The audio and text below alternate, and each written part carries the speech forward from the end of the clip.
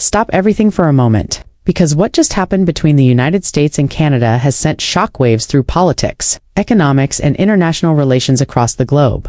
A dramatic political demand has suddenly ignited debate across North America, sparking fierce reactions from analysts, politicians, and international observers. At the center of this storm is former U.S. President Donald Trump, whose reported proposal for a massive $573 billion railway bailout has quickly become one of the most talked about political controversies of the moment.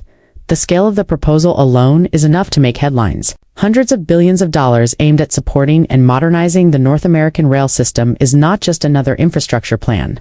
It's the kind of proposal that could reshape transportation, trade routes, and economic relationships across the entire continent, according to discussions circulating in political circles and commentary highlighted by MSNBC host Rachel Maddow. The demand was framed as a critical step toward protecting North America's economic future. Supporters of the idea argue that railways, many of which were built decades ago, are in desperate need of modernization. Tracks, signaling systems, freight hubs, and cross-border cargo terminals are aging. Maintenance costs are rising, and with global trade becoming faster and more competitive, infrastructure experts warn that outdated rail networks could slow down economic growth. But the story doesn't end there, because this proposal wasn't just about repairing tracks or upgrading locomotives. According to analysts, the plan carried a much bigger implication: economic power. Railways remain one of the most strategic transportation systems in the world. Unlike trucks or airplanes, trains can carry enormous quantities of cargo over long distances with lower fuel costs and fewer environmental impacts. That efficiency makes rail transport essential for industries ranging from agriculture and manufacturing to energy and technology every single day. Massive freight trains move across North America, carrying goods worth billions of dollars. Canadian oil and natural resources travel south. American machinery, cars, and consumer products move north. Grain shipments, steel, electronics, and industrial equipment all depend on the rail network that links the continent together. In fact, many economists say the railway corridor between the United States and Canada is one of the most important trade arteries in the entire world. If trains stop moving, factories slow down. If freight deliveries are delayed, supply chains break. And if supply chains break, prices rise everywhere, from grocery stores to car dealerships. That's why infrastructure proposals involving railways are never simple. They affect millions of jobs, billions in trade, and the economic stability of entire regions. However, the controversy surrounding this particular proposal erupted when reports suggested something unexpected. The reported bailout demand didn't just involve the United States investing in its own rail infrastructure. Instead, it allegedly included pressure for Canada to contribute financially to the enormous bailout package as well. And that's where the situation suddenly turned explosive. For many observers, the idea of one country asking another to help fund such a massive domestic infrastructure plan raised serious questions. Would Canada really be expected to contribute hundreds of billions of dollars toward upgrading railway systems that are largely located within the United States? Political commentators quickly began debating the issue across television networks, newspapers, and online platforms. Analysts questioned whether such a proposal was realistic or whether it was more of a negotiating tactic designed to reshape trade discussions between the two nations. Meanwhile, supporters of Donald Trump argued that North American trade is deeply interconnected. Because railways move goods across borders daily, they say both countries benefit from strong infrastructure and therefore should share the financial responsibility. But critics strongly disagreed. Many experts argued that while cooperation between the United States and Canada has always been central to North American trade, a bailout on this scale could create massive political tension. After all, $573 billion is not a small investment. It is the type of spending normally associated with nationwide economic stimulus programs or massive defense budgets. For Canada, the question quickly became one of fairness. Why should Canadian taxpayers potentially help finance a bailout largely centered on American infrastructure? Why should one of the United States' closest allies be expected to contribute to such an enormous funding package? These questions began circulating rapidly through political discussions, economic forums, and television debates. And as journalists, including Rachel Maddow, began analyzing the implications, it became clear that this wasn't just a transportation story anymore. It had turned into something much bigger. A debate about economic influence, a debate about international cooperation, and a debate about who should pay the enormous cost of maintaining the infrastructure that keeps North America's economy running. But the biggest twist in the story was still coming. because when Canadian officials and analysts began responding publicly, their reaction was swift, direct, and impossible to ignore. And let's just say this: Canada's response was anything but quiet. To truly understand why this controversy is causing such intense debate, you first need to understand the incredible scale and importance of the North American rail network. The railway system that connects the United States and Canada is not just a transportation network, it is one of the most critical economic lifelines on the entire continent. Every single day, thousands of freight trains move across North America, transporting massive quantities of goods across cities, provinces, and states. These trains stretch for miles, carrying everything from raw materials to finished products that power industries and supply everyday life. In fact, many economists describe the rail system as the backbone of North American trade. Think about it this way: before a car reaches a dealership, before grain reaches a supermarket, and before steel reaches a construction site, there is a very high chance that it traveled part of its journey by rail. Trains quietly move enormous volumes of goods behind the scenes, keeping factories running and store shelves stocked. The cross-border rail network between the United States and Canada is especially important because these two countries share one of the largest trading relationships in the world. Every year, hundreds of billions of dollars in goods move between them, and railways play a huge role in making that trade possible. For example, Canada exports massive quantities of natural resources: oil from Western Canada, lumber from vast forests, and minerals from mining operations are regularly transported by train to American markets. These resources help power industries and manufacturing across the United States. At the same time, American factories produce vehicles, machinery, electronics, and countless other products that are shipped north into Canadian markets. Freight trains carry these products efficiently across the border, ensuring businesses on both sides remain competitive, because trains can carry extremely heavy loads over long distances. Rail transport is one of the most cost-effective ways to move goods. A single freight train can replace hundreds of trucks on highways, reducing fuel consumption and transportation costs. This efficiency is one of the main reasons railways remain such an essential part of modern economies. However, this enormous system does not operate without challenges. Much of the rail infrastructure in North America was built decades ago. While rail companies have invested heavily in maintenance and upgrades over the years, many experts say parts of the system are beginning to show their age. Some rail lines need stronger tracks capable of supporting heavier cargo, some freight terminals need modernization to handle increasing shipping volumes, and in certain areas, outdated signaling systems can slow down traffic and reduce efficiency. As global trade continues to expand, transportation networks are under increasing pressure to move goods faster, safer, and more efficiently than ever before. That is why some policymakers argue that a major investment in rail infrastructure is necessary. They believe modernizing tracks, improving cargo terminals, and introducing advanced digital signaling systems could dramatically improve efficiency across the entire network. Supporters of the proposed bailout argue that large-scale infrastructure projects have historically driven economic growth.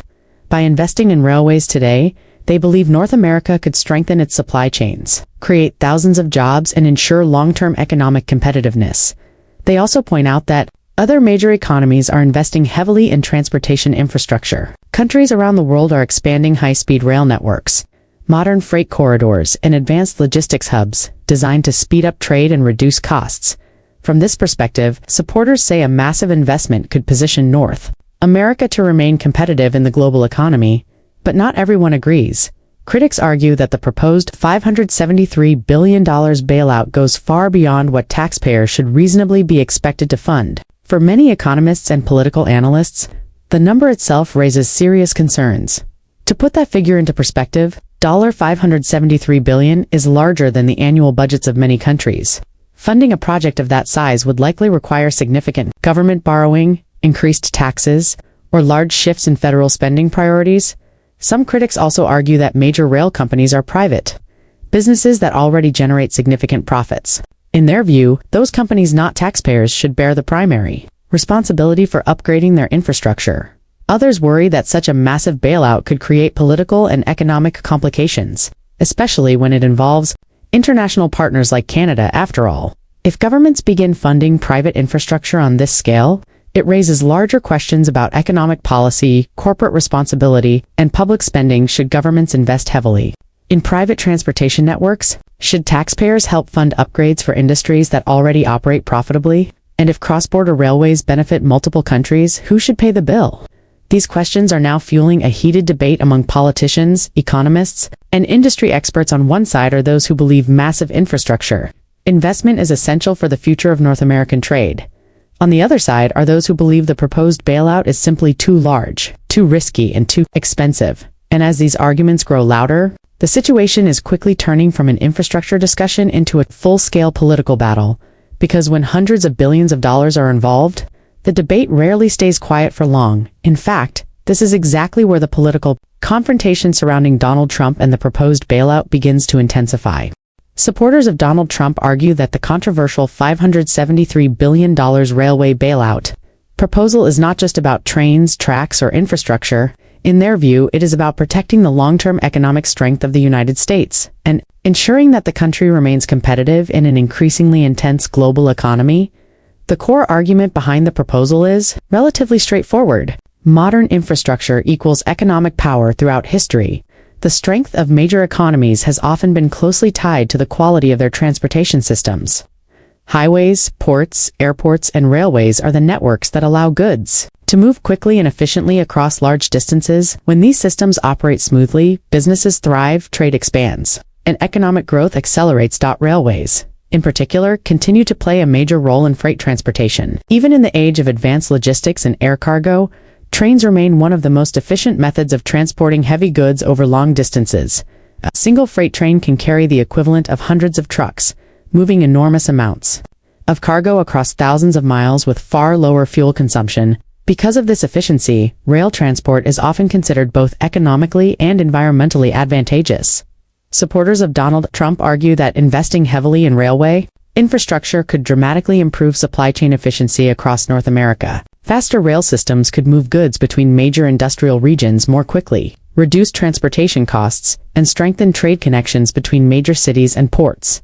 From this perspective, modernizing rail infrastructure is not simply an infrastructure project, it is an economic strategy. Advocates of the plan also point to growing international competition. Over the past 2 decades, countries around the world have invested heavily in modern transportation networks. One of the most prominent examples often cited by analysts is China.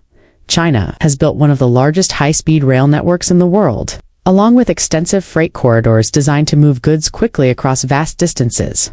These investments have helped connect industrial centers, ports, and inland regions, strengthening the country's manufacturing and export capabilities. Supporters of the bailout argue that if the United States fails to modernize its infrastructure, it could gradually lose its competitive edge in global trade. Aging rail networks could slow transportation times, increase shipping costs, and make it harder for American companies to compete with businesses operating in countries that have invested more aggressively in logistics and infrastructure. In their view, a massive investment today could prevent these problems in the future. They believe that building stronger rail corridors, upgrading outdated tracks, and modernizing freight terminals could support economic growth for decades. Improved infrastructure could also create thousands of construction and engineering jobs during the development phase, providing an additional boost to the economy. Supporters often compare such investments to historical infrastructure projects that transformed the American economy in the past. Projects like the interstate highway system and major port expansions that dramatically improved national connectivity. However, despite these arguments, the proposal has generated intense criticism from many economists, policymakers, and political commentators. One of the biggest concerns involves the sheer size of the proposed bailout. At $573 billion, the plan would represent one of the largest infrastructure spending programs in modern history. Critics argue that funding a project of that scale could place an enormous financial burden on taxpayers. Government spending at that level would likely require significant borrowing, long-term debt commitments, or major shifts in budget priorities. Some economists worry that such a massive bailout could increase national debt while providing uncertain economic returns. Another major concern is the involvement of neighboring countries, particularly Canada. Reports suggesting that Canada might be expected to contribute financially to the proposed bailout quickly raised alarm among Canadian policymakers and analysts. For many observers in Canada, the idea of contributing to a massive infrastructure package centered largely within the United States appeared controversial and potentially unfair. Critics argue that, while cross-border rail trade benefits both countries, expecting Canada to share the cost of such a large bailout raises complicated questions about responsibility and national priorities. Should Canadian taxpayers help fund American infrastructure? Should private rail companies be responsible for upgrading their own systems? Or should governments across North America cooperate on shared infrastructure projects? These questions have become central to the political debate surrounding the proposal. As the discussion intensified, political commentators and analysts began examining not only the economic implications but also the diplomatic consequences. Because once Canada began responding publicly to the idea, the situation quickly escalated from a policy proposal into a major international controversy.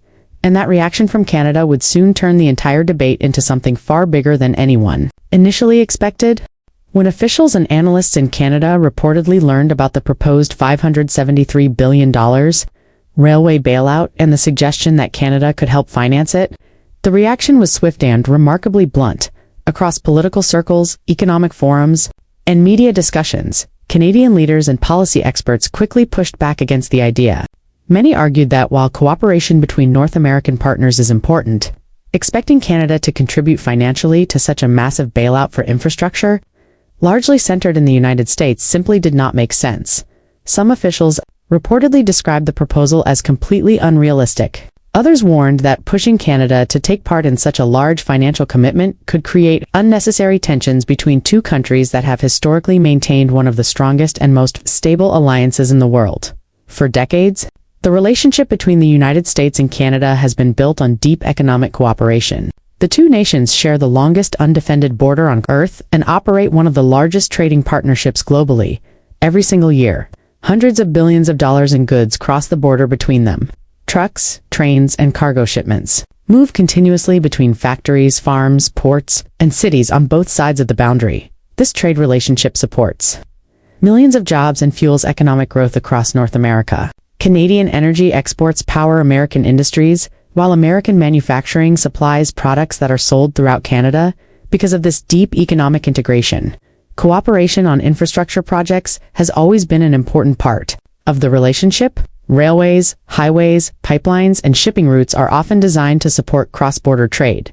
However, Canadian analysts say cooperation does not mean unlimited financial responsibility. When discussions about the proposed bailout began circulating, many economists in Canada quickly raised an important question. Why should Canadian taxpayers help fund a massive American infrastructure program? From their perspective, the issue was not about refusing cooperation. Instead, it was about fairness and economic responsibility. Canada already invests billions of dollars into its own transportation infrastructure. The government regularly funds upgrades to rail lines, freight corridors, ports, and highways designed to keep Canadian trade moving efficiently. These investments support industries such as mining, agriculture, forestry, and energy sectors that depend heavily on reliable transportation networks. Because of this, Canadian policymakers argued that their country already carries its share of responsibility when it comes to maintaining strong trade infrastructure. If rail systems in the United States require major modernization, many analysts say the responsibility should primarily fall on American rail companies and the U.S. government. In other words, Canada should cooperate on shared infrastructure projects that benefit both countries, but it should not be expected to help finance a massive bailout, focused largely on American rail systems.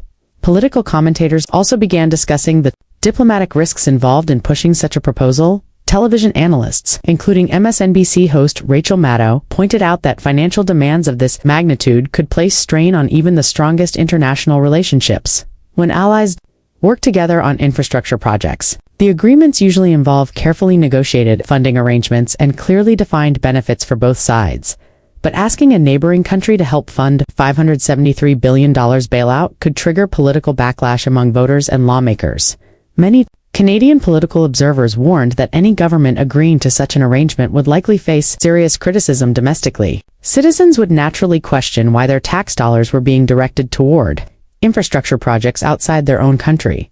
At the same time, economic analysts emphasize that Canada's priority must remain focused on strengthening its own infrastructure systems. Railways, connecting Canadian resource regions to ports and industrial centers, are already a major focus of national investment strategies. These projects aim to ensure Canadian exports can reach global markets efficiently. Because of these priorities, analysts argued that redirecting enormous amounts of money toward an American bailout would be difficult to justify politically or economically. As debate intensified, the overall message emerging from Canada became increasingly clear. Canadian officials and analysts were not rejecting cooperation with the United States. In fact, many emphasized that maintaining strong economic ties with their southern neighbor remains essential, but cooperation has limits.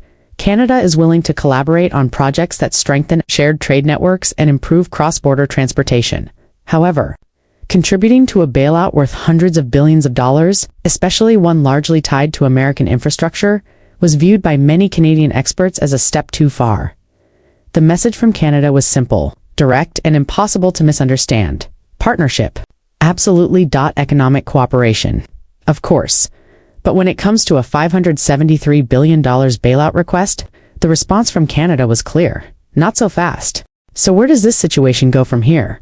Right now, analysts say several outcomes are possible. First, the proposal could simply fade away if political opposition grows too strong in both countries. Second, the idea could evolve into a smaller infrastructure agreement focused on specific cross-border projects rather than a massive bailout. Or third, and perhaps most dramatically, the dispute could spark a broader debate about North American economic cooperation.